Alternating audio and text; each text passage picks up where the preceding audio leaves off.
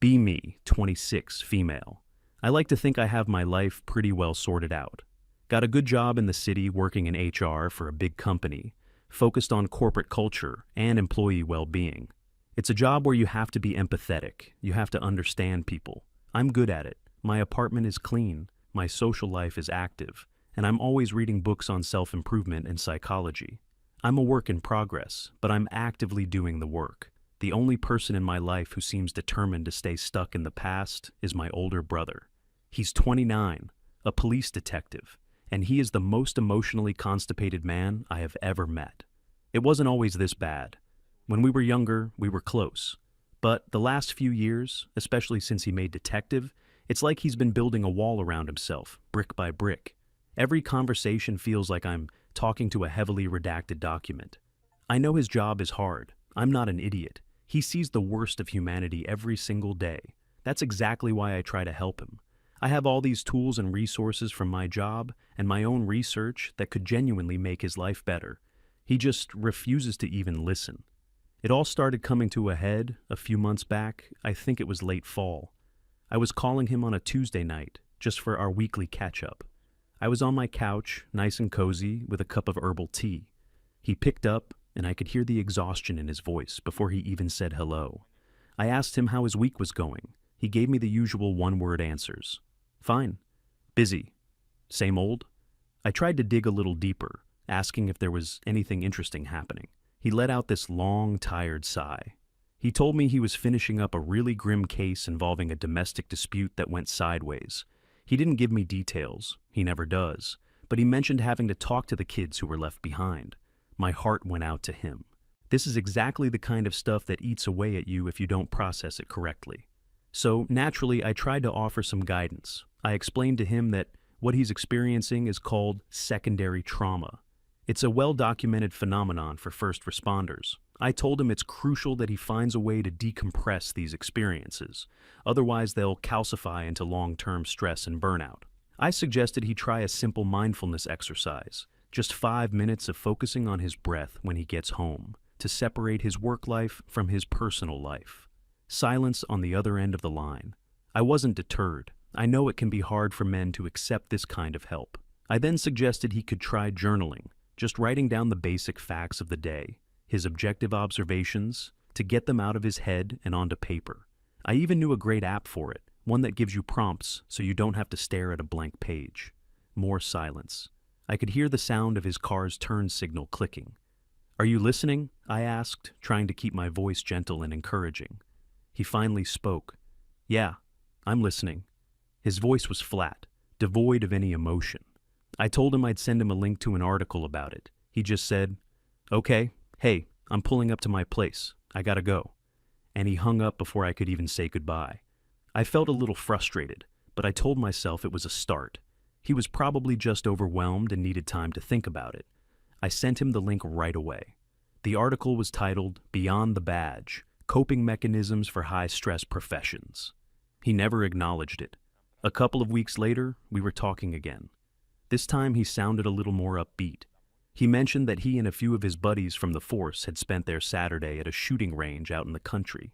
He was describing how it was a beautiful day and how good it felt to just focus on a target and blow off some steam.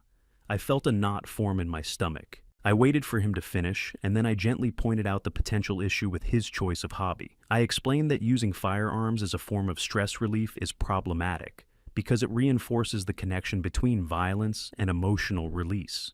It's a form of sublimation, sure, but it's not a healthy one. He's not processing his stress. He's just channeling his aggression into a more destructive, albeit socially acceptable format. I suggested that there were so many healthier ways to blow off steam. What about rock climbing? That requires focus and physical exertion, or maybe kayaking.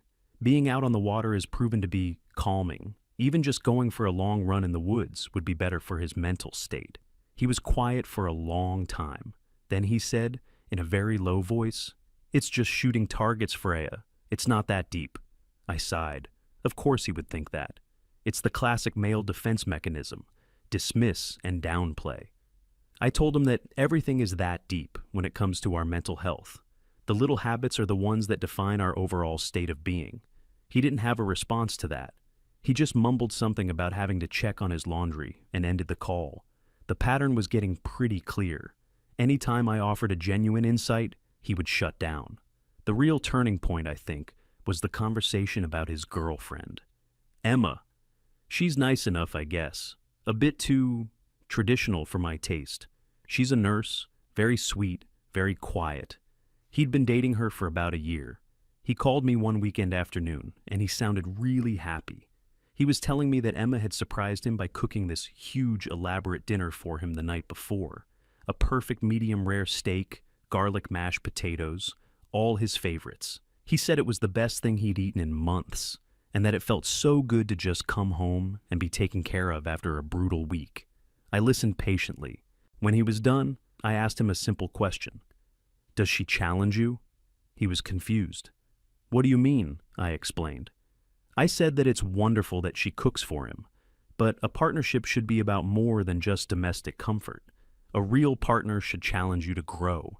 They should engage you in deep conversations, question your assumptions, push you to be a better version of yourself. I asked him if he and Emma ever talk about big topics, like politics or philosophy, or the societal impact of his work. Or do they just exist together in a comfortable silence? I told him that it sounded like he was falling into a very conventional, almost a patriarchal relationship dynamic, where the woman's role is to provide comfort and care, and the man's role is to be the stoic provider. I said I was worried he was choosing a partner who enabled his emotional avoidance rather than one who would help him break through it. The silence on the phone that time was different. It wasn't tired or confused. It was cold. He said, "You don't know anything about our relationship." I tried to backtrack a little, saying I was only looking out for his long-term happiness. He didn't care. "I have to go," he said. The call ended. That was the last real conversation we had. After that, he started screening my calls. I'd call, it would ring 4 or 5 times, then go to voicemail. I would leave cheerful, concerned messages. "Hey, just calling to check in. Hope you're having a good week. Talk soon." No response. I tried texting. I kept it light. I sent him funny memes, pictures of my cat. Nothing. After about 2 weeks of this, I was getting seriously worried and, honestly, a little pissed off. This wasn't just avoidance anymore.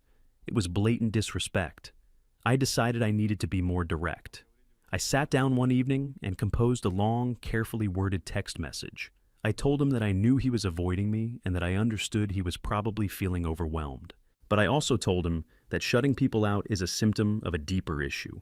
I explained that his inability to engage in emotionally challenging conversations was a classic sign of toxic masculinity, that this societal pressure on men to be strong and silent was actually crippling them, preventing them from forming true, meaningful connections.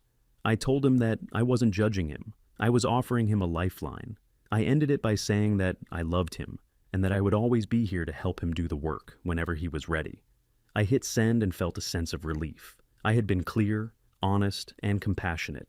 I had laid all my cards on the table. I saw the 3 little dots appear. He was typing a response. I held my breath. This was it. The breakthrough. The dots disappeared. No message came through. A few minutes later, I checked again. The message still said, "Read." He had read it and had chosen to say nothing. The next day I tried calling him. It rang once, then a beep. He had declined the call, not just ignored it.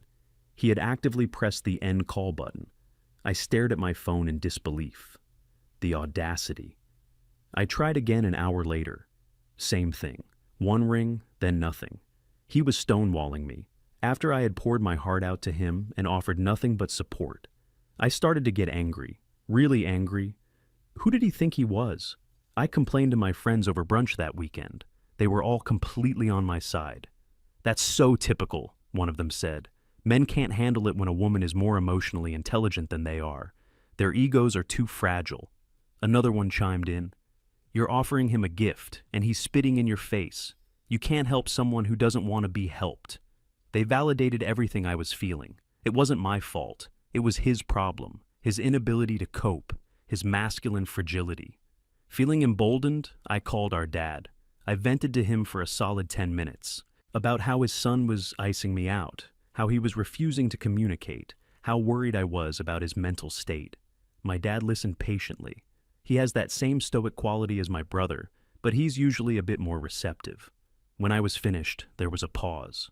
"Well," he said, his voice calm and even, "maybe you should just leave him be for a while." I was flabbergasted. "Leave him be? Dad, he's clearly going through something. He needs support." "He's a grown man, Freya," my dad said. "He's a detective. He deals with tough situations for a living. I think he can handle his own business. Sometimes, the best support you can give someone is a little bit of space." I couldn't believe it. He was taking his side. "So you're saying I should just do nothing while my brother spirals?" I asked, my voice rising. "I'm saying he's not a broken appliance that you need to fix," he replied. "Give the kid a rest."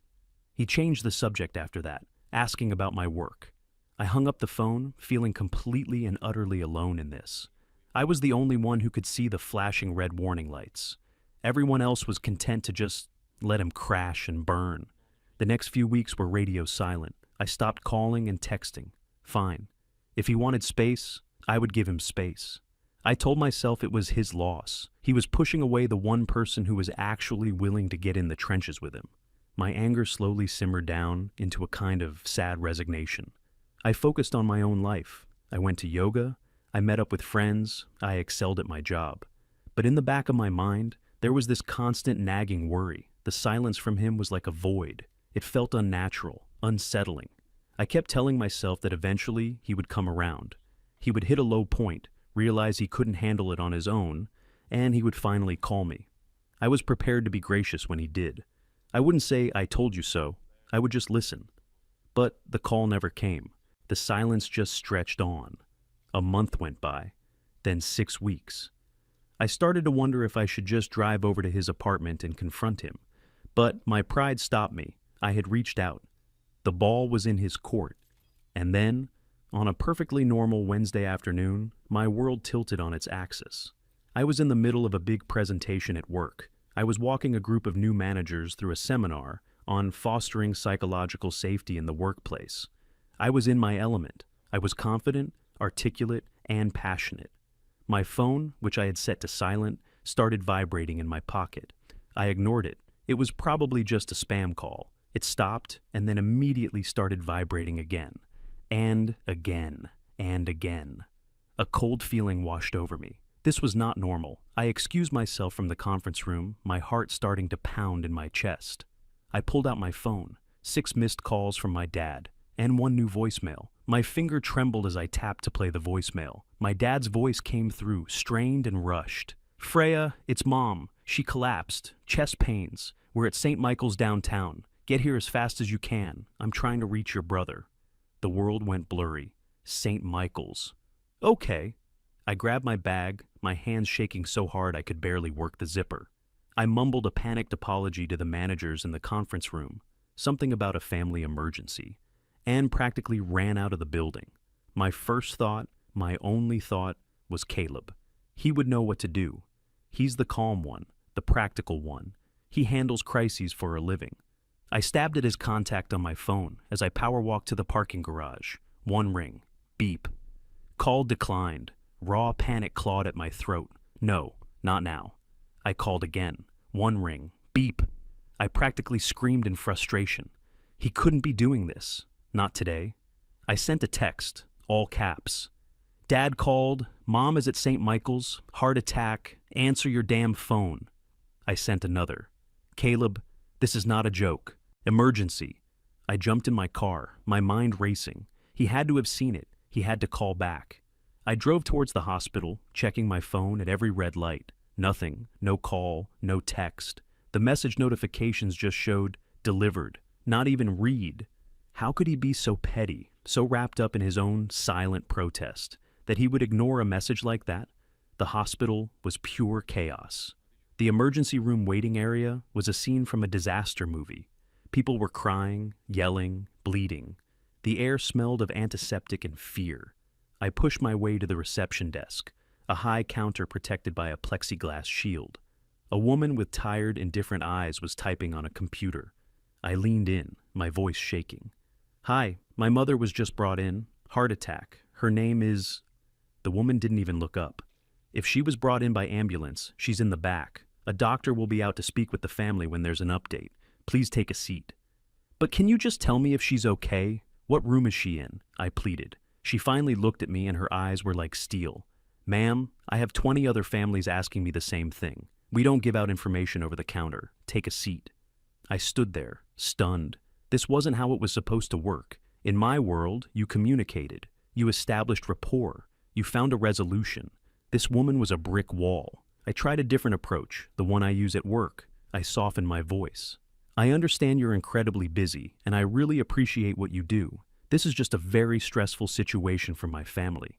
Any small piece of information would be a huge help. She gave me a look that could curdle milk. Take a seat. Defeated, I stumbled over to the uncomfortable plastic chairs and sank into one. I tried calling Caleb again. One ring. Beep. I felt a surge of helpless fury. Where was he? How could he do this to us? To me? I was the one here, alone, trying to navigate this bureaucratic nightmare while he was probably sulking in his apartment because his little sister hurt his feelings. My dad arrived about 20 minutes later, looking older than I'd ever seen him. He just hugged me, and we sat there in silence. He'd tried Caleb too. No luck. He's probably on a big case, my dad said, trying to make an excuse. But I could hear the doubt in his voice. We waited, and waited. Every time a doctor came through the doors, we would jump up, only to watch them go to another family. An hour passed, then another. It was torture. My mind was filling with worst-case scenarios. I felt completely, utterly useless. My skills, my knowledge, my entire professional identity meant nothing here.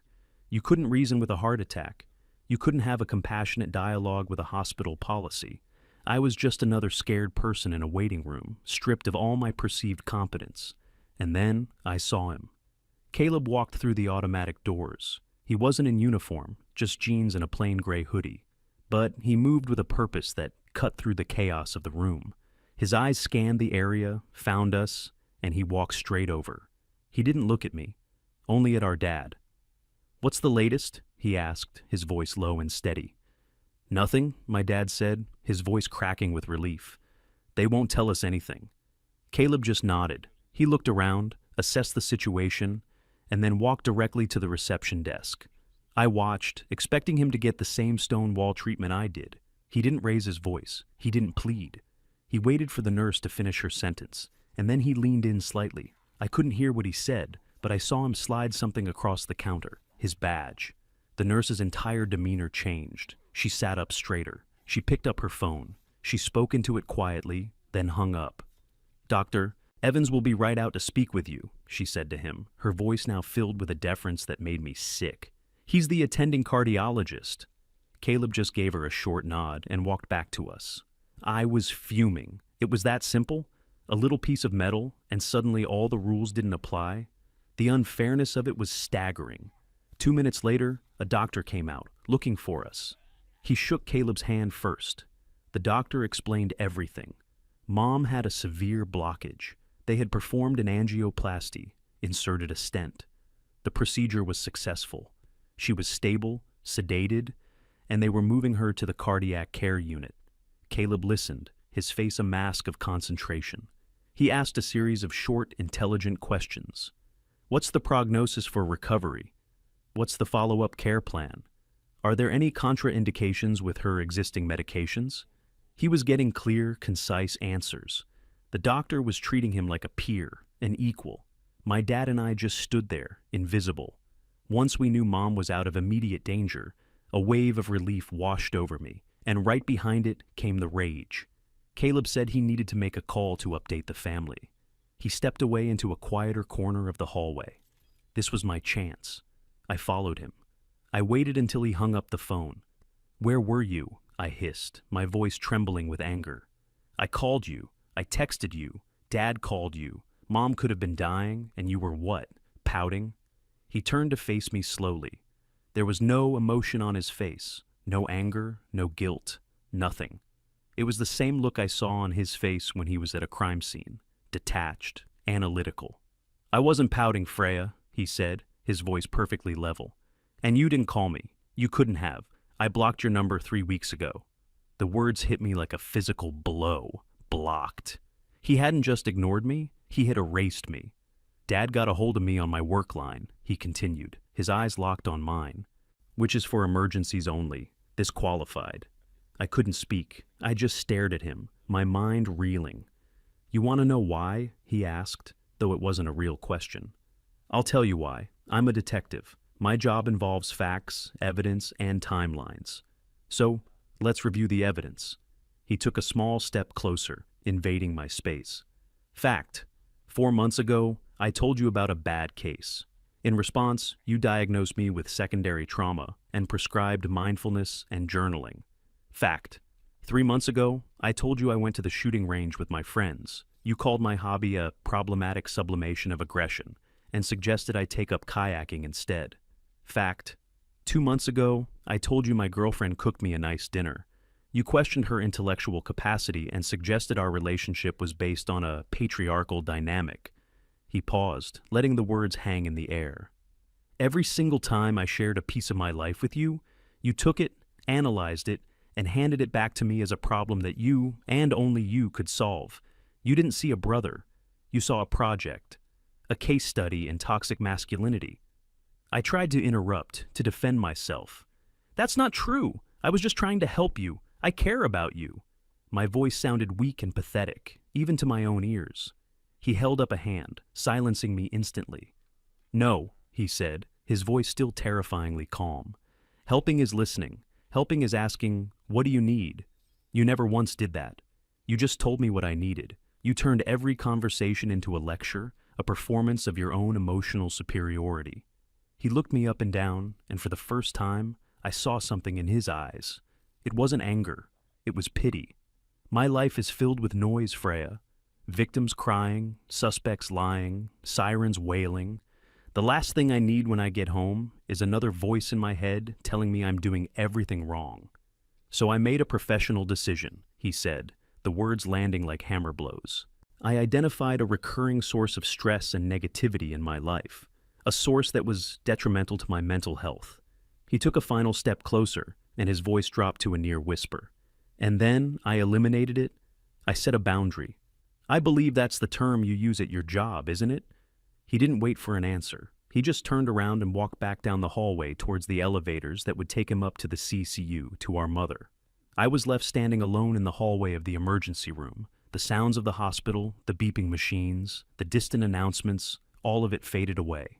All I could hear was the echo of his words. He hadn't yelled. He hadn't insulted me. He had simply taken all of my theories, all of my jargon, all of my well-intentioned help, and he had methodically, clinically used it to build a case against me, and he had won.